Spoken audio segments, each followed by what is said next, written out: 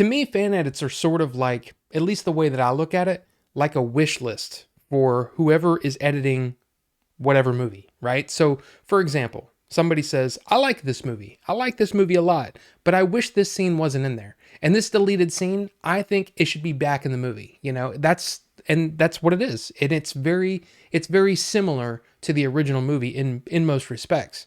And who am I to say that that's wrong? Like it's hard to critique that, because it's all subjective, right? Everybody's got their own opinions. But then every now and then you get a fan edit that comes along that is so transformative, so creative, that you can't help but pay attention. That's what we've got here. Let's talk about JXEditor's A Spark of Hope. Now, a while back, I reviewed JXEditor's A Skywalker Story, and from what I remember, I enjoyed it. I thought it was actually pretty creative and pretty interesting. But yeah, this one was, man, this is a completely different story. He reached out to me and said, hey, would you like to see a copy of this early? Because I'm going to be releasing it on December 20th. And I'm like, sure, let's do it. And then, I'll do a review of it and everything. And he was like, yeah, do it before. And then all this stuff. And we started talking about it. So basically, here's the deal. This review, of course, is out today. Tomorrow, on the 19th, JXEditor will be doing a live stream over on his channel talking about the movie, talking about his fan edit. So that's a thing. And then the actual release of the fan edit will be on Wednesday, December 20th, 2023. So yeah, it's going to be fun. And it's the first time I've ever been a part of something like this. And it's actually the first time I've ever heard of them doing sort of like a release or something like that. So it's actually kind of cool. So go over and check out JXEditor's site. It's down in the description below. And as soon as I get a link to the final trailer, which will have the link to where you can find the fan edit, as soon as I have that, I'll update the description. And yeah, you can check it out there. If you're worried about spoilers, no worries. I'm not going to go into spoilers until later on in the video, and I will definitely let you know when that's going to happen. But until then, let's just talk about what I think has happened here. And it's kind of crazy. So here's the thing. There's new music. There are new scenes. It's a real transformative experience. It's a different movie than what The Rise of Skywalker is. It is completely different. And I got to say, I think he was aiming for the back wall, right? He's swinging for the fences. That's what was going on here. And what I actually told him is that I said, I think this is one of the most ambitious fan edits I've ever seen. And I stand by that. This might sound like I'm going off topic, but trust me, I've got a point here. When you're crafting a story, right, you kind of come up with things that you want in the story. Like, oh, I want this big thing to happen. I want a fight between these two people, and I want this or whatever. And what happens is you're basically building an outline for your story. So, and you've got them on like note cards, right? And you can switch them around and see how they work and see how they play. It's almost like this is how JXEditor did the edit for The Rise of Skywalker. He made, and again, I don't know this. I'm just, this is what it seems like to me. It's almost like all the story beats he wrote on note cards. And then he said, okay, I don't need this one. I don't need that one. Okay, I'm going to move this one way down here. I'm going to do this. I'm going to move this. And that's the way it feels. Because it's so different. It's so different than The Rise of Skywalker that it felt like watching a new movie. I mean, you know what I mean? It didn't, but it did. You know what I mean? It felt like a new thing. And that's just really exciting for somebody that's seen a lot of fan edits and seen a lot of, oh yeah, I took this scene out. Okay, that's all right. I mean, that takes skill. I don't want to belittle anybody that does that, because in a lot of cases, they're just making it for themselves, and that's fine. But when I'm looking at it and wanting to experience something, I want to see a new take. And man, did I get that here. The interesting thing that I think that JXEditor was trying to do was to try to take what Colin Trevorrow wrote in his original script, and at least, look, people are not, there's people that don't like The Last Jedi. I get that. I understand that. But the fact is, when you're writing a sequence of movies, you at least have to build on the previous one. And at least, look, Colin Trevorrow's script may not have made a good movie, but at least it was continuing on with the story.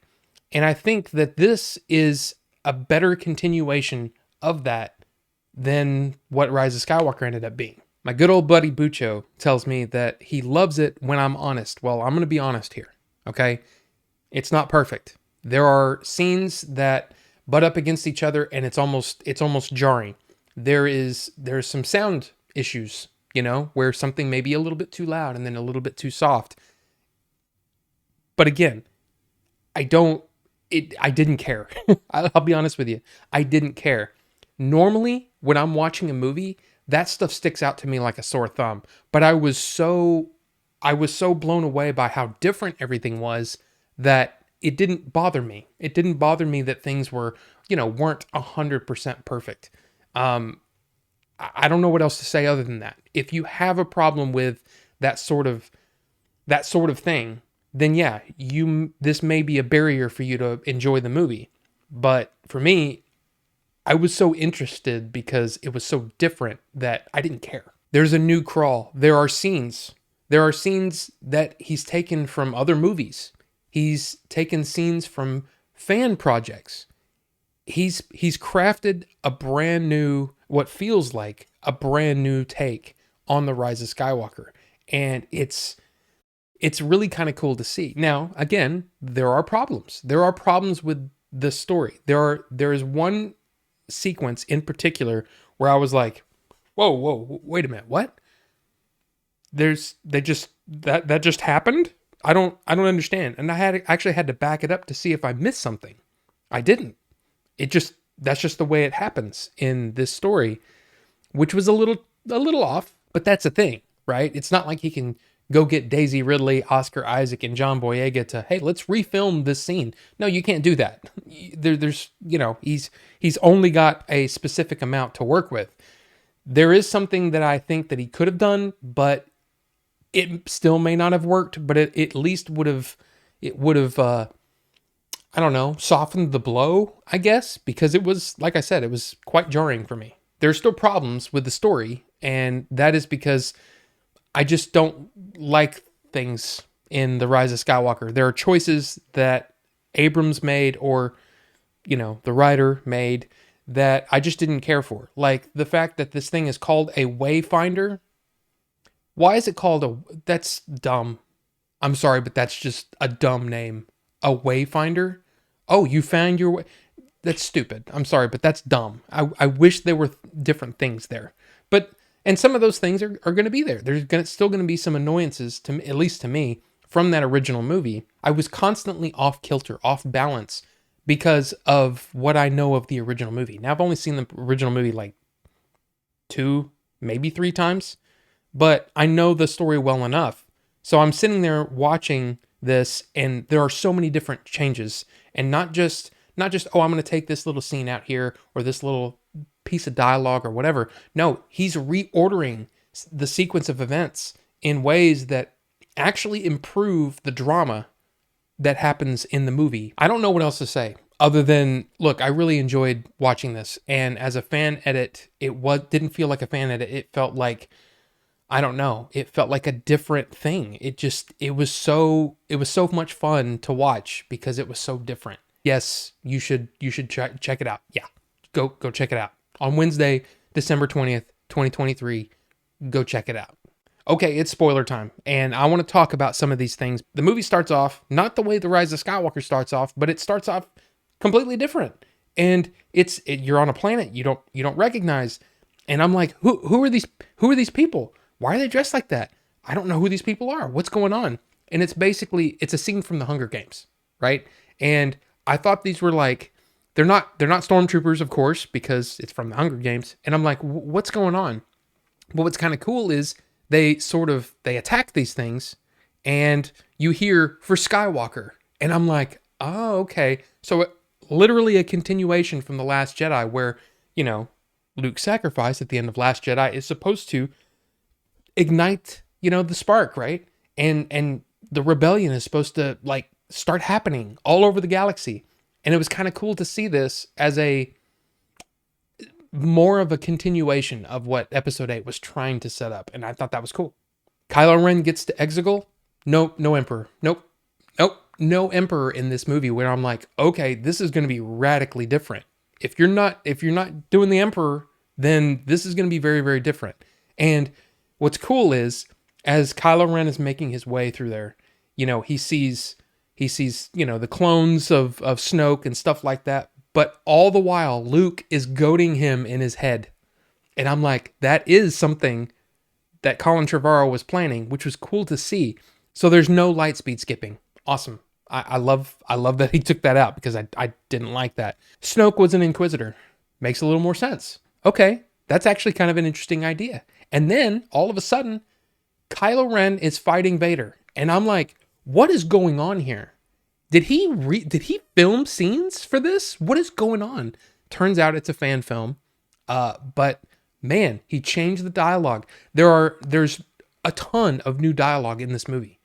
And he's got people that are doing impersonations of Kylo Ren or of Leia or whoever, Poe, whatever needs to happen for the story, he's doing it. One of the big changes, of course, is if there's no emperor, right? If there's no whatever, there's no reason to make Rey a Palpatine.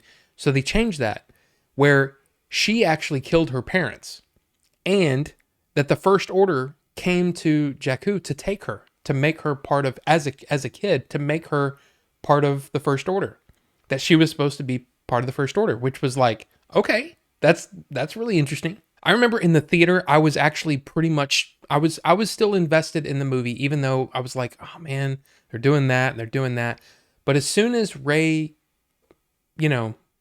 force lightnings the transport with Chewie in it, and I'm sitting there going, oh man, they have gone down a path that I can't follow. You know what I'm saying? And then it was kind of like, okay, that's actually kind of brave to kill off Chewie. That's actually interesting. And then, I mean, not even 2 minutes, they're showing Chewie alive on a different transport and blah blah blah. And you're like, okay. One of the things that he did that I really appreciated is he took that scene out, so that it's almost like the audience has to live with the fact that Chewie may be gone, or that Chewie's dead for a much longer period. And so it draws out the suspense on that. I really enjoyed that. I thought that was a really, really good move. Now, one of the things that was kind of interesting was that somehow Phasma survived. So she takes part in the story, which is kind of interesting. It's not perfect, and the voice actor, whoever he's got doing the voice of Phasma, actually did a pretty good job. But I was sort of like, but why though? I don't know. It didn't really affect too many things, but it is there, and yeah, it's kind of interesting. Kef Bir, right? They kind of skid and on the planet, right? They basically crash land on Kef Bir so they can look at the Death Star and all that kind of stuff, right? And there's this big long track. But if you remember, in Empire Strikes Back, they land on the platform at Cloud City with like hover jets, right? Okay, your landing gear doesn't work. Just set it down. Why do you have to, skid down this? Why did they have to do that? It's like people haven't watched Star Wars before. It's kind of weird. And you wrote this. Good job. Now, one of the things that made me realize in the movie theater while I'm watching this to go, okay, this movie is just not good, is the fact that, oh, this dagger lines up with wreckage of the Death Star that's been battered by waves of ocean waves and, gravity and all kinds of things. On this ancient dagger, it's supposed to line up, which, it's not ancient. It's just, okay, it doesn't make sense. It sat on Jakku, or not Jakku, on whatever planet that was, who cares, for however many years, and yet it's supposed to line up with wreckage. The point stands, right? That's gone. That's gone in this. So we don't have to worry about that. I like that. The scene that made me go, wait, what? So Rey is making her way to the Death Star, and then Poe and Finn just take off, and they just leave her there. And I'm like, wait, what? That doesn't make quite as much sense to me. And just because I don't think that Finn would have ever done that. His character over the last 2 movies, I just don't think he would have just said, she's all right, let's just leave her there. And then later on kind of saying, oh, I kind of wish I knew where she was. And I'm like, you left her there. That's where it was. It's a small little nitpick, really. I mean, when it comes down to it, because of how many different changes were made in the movie. But it is that one point in the movie where I went, okay, wait, I'm confused. One of the cooler things that, just because I'm a Star Wars fan of all Star Wars, I like a lot of different Star Wars, is hearing the clone voices for the stormtroopers, whatever you want to call them, Sith troopers, I guess, whatever they're supposed to be, the red ones, okay? Hearing, Tamira Morrison's voice in there was kind of neat, because it was like, oh, they're using clones. It goes back to this thing that he set up at the beginning, that there was cloning going on. I like that. I think that was a really nice touch.